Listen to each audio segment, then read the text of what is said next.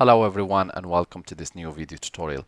In this video guys, I'm going to show you how you could disable the Windows Auto History Saving.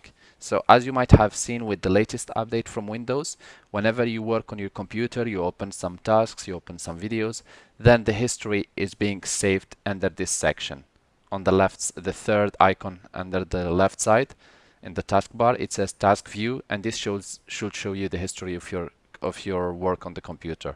So to get rid of it or to delete or to disable the history auto saving, you will have to go to the search tab or to the start menu, and you will look for the settings option, or you just go to your search tab and you type settings and you open it. And here we will go to search language permissions history, and here guys we will click on permissions and history, and here we will disable activity recommendations and my device history. By turning off these two options, your computer or Windows 10 will not be recording anymore any of your activity on the computer. I hope this video tutorial was helpful to you.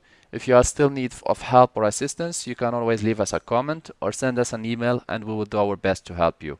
If you would like to help us and to encourage us to make more videos, please don't forget to press like, share and subscribe to get our latest videos. Thanks for watching and talk to you soon in a new video tutorial.